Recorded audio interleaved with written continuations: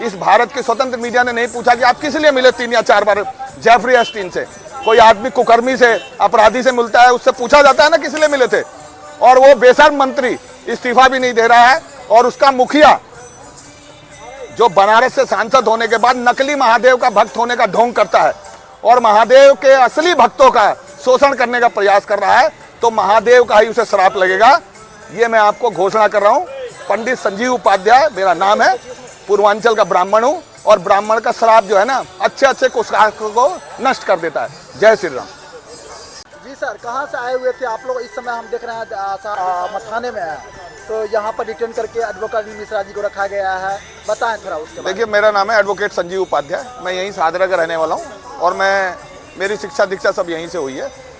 और मुझे जब पता लगा कि अधिवक्ता अनिल मिश्रा जी को डिटेन किया गया सादरा थाने में, तो मैं उनके समर्थन में यहाँ पे आया हूँ। वैसे तो मैं कल से ही पूरे दिन जो जंतर मंतर पे जो धरना होना था उसकी व्यवस्था में मेरी और मेरी टीम लगी हुई थी कि वहाँ पे किस तरह से जो दिल्ली में जो भी हमारे प्रदर्शनकारी आ रहे हैं उनको चाय पानी फल फ्रूट इनकी व्यवस्था हमारी 4-5 गाड़ियों में सारी थी। लेकिन जब मैं जंतर मंतर रात को पहुंचा तो पता लगा कि वहाँ की परमिशन जो है कैंसिल कर दी गई है। सारी व्यवस्थाएं विफल कर दी सर। हाँ, सारी व्यवस्थाएं विफल कर दी, केवल मोदी की आज की रैली को सफल बनाने के लिए। एक ऐसी रैली किसी भी देश के प्रधानमंत्री का कोई भी कार्यक्रम 10, 15, 20 दिन, 1 महीने पहले तय होता है, लेकिन दिल्ली में उस मेट्रो के उद्घाटन का, जिसका अभी तक मेट्रो लाइन पूरी भी नहीं हुई है, पिंक लाइन जो मौजपुर से चल के जो है मजलिस पार्क जानी है, लेकिन केवल आज इस स्वर्ण समाज के आंदोलन को विफल करने के लिए, केवल और केवल इसको विफल करने के लिए रामलीला ग्राउंड और जंतर मंतर पे स्वर्ण समाज के सभी लोग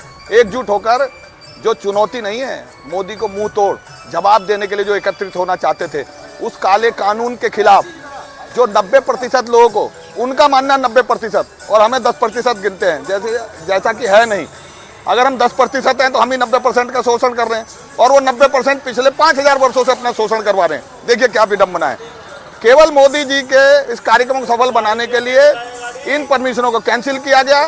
भाजपा के एक सांसद, एक विधायक ने घर घर जाके कल हाथ पैर जोड़े कि आपको मोदी जी की सभा में जाना है, और आज की आप वहां अगर अपने मीडिया वाले लोगों से चेक करें तो कुर्सियां खाली थी।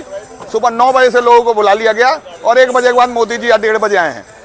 उनमें भय था, और भय का ही वातावरण है कि दिल्ली के सभी थानों में हमारे जैसे स्वर्ण समाज के लोगों को, या जो हमारे नेतागण हैं, सभी वरिष्ठ, कोई प्रशासनिक अधिकारी था, कोई वरिष्ठ अधिवक्ता है, समाज के बड़े बड़े लोग हैं, उनको घरों में डिटेन किया गया, उनको नज़रबंद किया गया ताकि ये सफल आंदोलन ना हो पाए। लेकिन उन्होंने गलती करके इसे और सफल बना दिया है, क्योंकि जहां जो था उसने अपना पुरजोर विरोध किया है और इस आंदोलन को जो है ऐसी धार दे दी है कि आने वाला जो भी समय है, जिस दिन हमें परमिशन मिलने के बाद ये तय कर दिया जाएगा कि हमें इस आंदोलन को करना तो है ही, उस दिन जो है हम इस पूरी दिल्ली में बता देंगे कि स्वर्ण समाज जो है किसी का हित नहीं करता है, किसी का हक नहीं छीनता है, लेकिन अपने बच्चों के अधिकारों के लिए, जिनका भविष्य चौपट करने का ये धनानंद रूपी सरकार, धनानंद समझ गए ना, जब धनानंद जो है कुकर्मों में फंस गया था, जिस तरह से ये धनानंद जो है एप्स्टीन फाइल में फंस गया है,